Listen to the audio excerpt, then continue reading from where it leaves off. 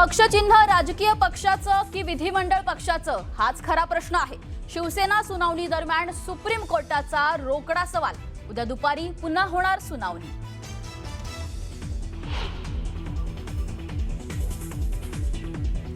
शिंदे गटाची प्रत्येक कृती बेकायदेशीर, सुनावणीनंतर राऊतांचा घणाघात, तर सर्वोच्च न्यायालय योग्य निर्णय घेणार, राहुल शेवाळेंकडून विश्वास व्यक्त।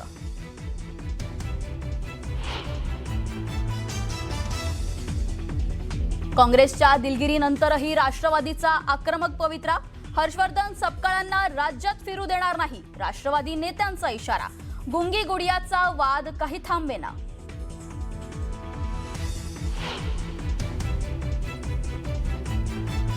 राहुल गांधींची जंतर मंतरवरील आंदोलक विद्यार्थ्यांसोबत पत्रकार परिषद, विद्यार्थ्यांचं शोषण होत असल्याचा केला आरोप, तर विद्यार्थ्यांनी सांगितली आपबीती।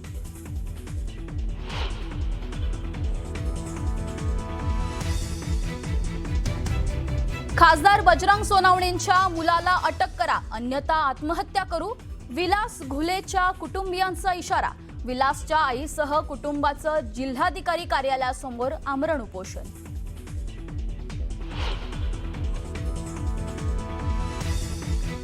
वाल्मिक कराडला नागपूर जेलमध्ये पाठवा, धनंजय देशमुखांची मागणी। बीडच्या जेलमध्ये आरोपींना सुविधा मिळत असल्याचा गंभीर आरोप, मुख्यमंत्र्यांचीही भेट घेणार असल्याची दिली माहिती।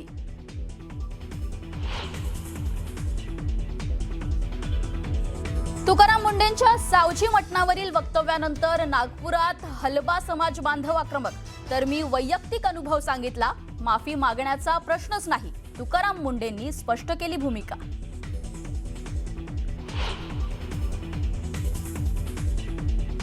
खड्ड्यांच्या समस्येवरून अंबरनाथमध्ये मनसे आक्रमक, उड्डाणपुलावरील रील खड्ड्यांमध्ये मूनवॉक करत नोंदवला निषेध।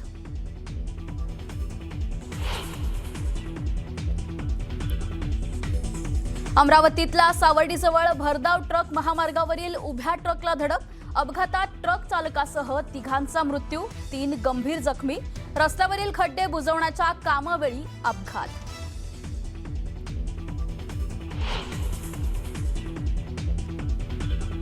आणि 2 वर्षांनंतर शेख हसीनांची सार्वजनिक कार्यक्रमात ऑनलाईन हजेरी, आपल्या विरोधात कट रचल्याचा शेख हसीनांचा आरोप, तर बांगलादेशात पुन्हा परतणार असल्याची केली घोषणा।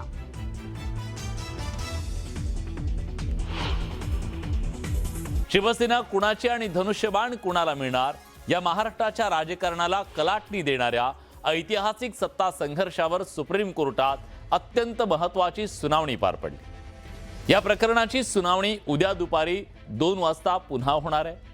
सरन्यायाधीश सूर्यकांत, न्यायमूर्ती जॉय माल्या बागची आणि न्यायमूर्ती व्ही मोहना यांच्या त्रिसदस्यीय खंडपीठासमोर उद्धव ठाकरे पक्षाचे वकील कपिल सिब्बल यांनी अत्यंत आक्रमकपणे आपली बाजू मांडली। एकनाथ शिंदेंनी पक्षविरोधी कारवाई केली असून शिंदेंसोबत जाणारे आमदार अपात्र असून त्या आधारे विधानसभा अध्यक्ष राहुल नार्वेकरांनी दिलेला निर्णय अवैध असल्याचा युक्तिवाद सिब्बल यांनी केला।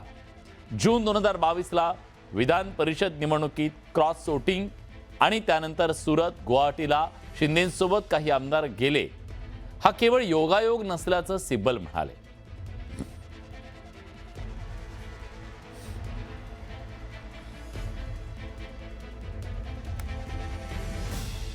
दरम्यान कपिल सिब्बल आणि सरन्यायाधीशांमध्ये नेमका काय संवाद झाला, ग्राफिक्सच्या माध्यमातून समजून घेऊया, जाणून घेऊया।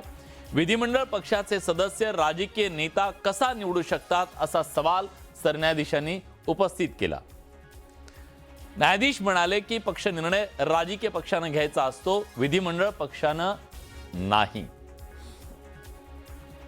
पक्ष चिन्ह राजकीय पक्षांचं की विधिमंडळ पक्षाचं, हाच खरा प्रश्न आहे। शिवाय कपिल सिब्बल हे या सुनावणीच्या दरम्यान म्हणाले की निवडणूक आयोग पक्षाच्या चिन्हाला मान्यता देत असतं। त्यावर न्यायाधीश म्हणाले पण चिन्ह निवडणूक लढवत असलेल्या उमेदवाराला दिलं जातं।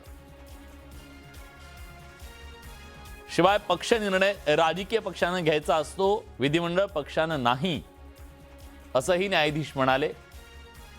त्यावर कपिल सिब्बल म्हणतायत की दुसऱ्या पक्षात विलीन न होता त्यांनी स्वतःचा नेता ठरवला.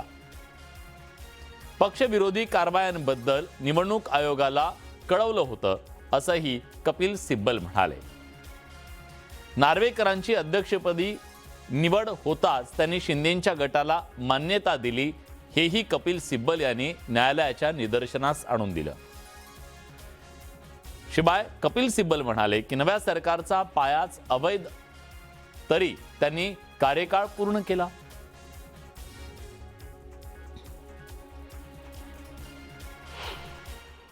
प्रत्येक कृती बेकायदेशीर, प्रत्येक कृती घटनेतल्या 10व्या शेड्यूलनुसार कोणतंही आणि परिच्छेद 2 जे संविधानामध्ये आपलं आहे हे सगळे डिस्क्वालिफाय होतील, हे सगळे बरखास्त होतील.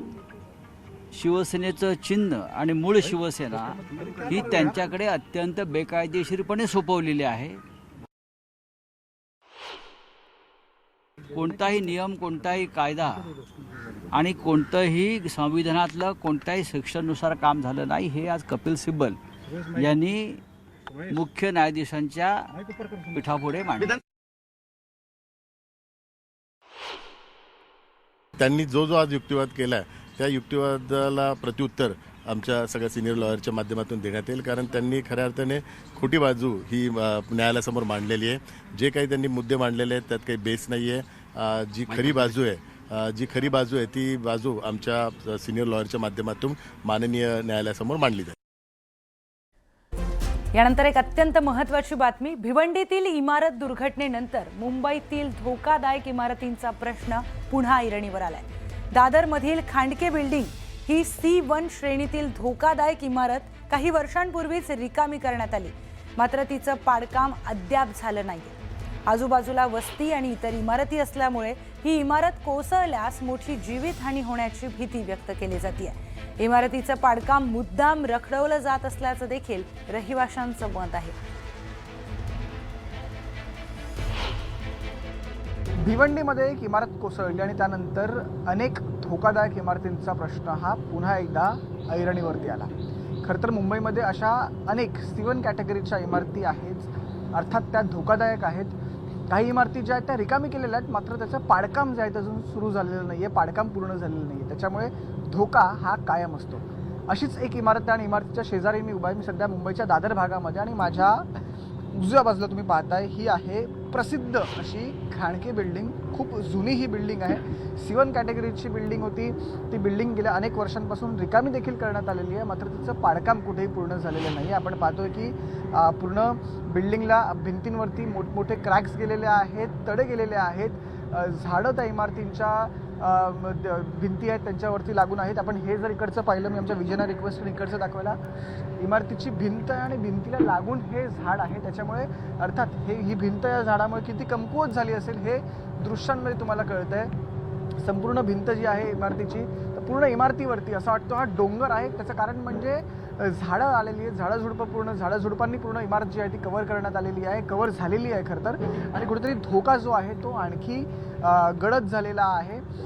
खरं तर आपण दुसऱ्या साईडला जर हा पाहू शकतो, हा मध्ये हा एक पॅसेज आहे. लोक इथून ये जा करत असतात आणि ही लोक इथे येता जाताना इथे कदाचित उद्या जर ही भिंत किंवा इमारत जर कोसळली तर मोठी दुर्घटना या संपूर्ण भागात होऊ शकते. त्याच्यामुळे अर्थात ही इमारत जी आहे ती पाडणं गरजेचं आहे. अति धोकादायक ही इमारत आहे. त्याच्यामुळे अशा अनेक इमारती आहेत मुंबईमध्ये ज्या C1 कॅटेगरीच्या आहेत, रिकामी देखील केलेल्या आहेत, मात्र पाडण्यात आलेल्या नाहीत अजून. त्याच्यामुळे धोका कुठेतरी कायम आहे.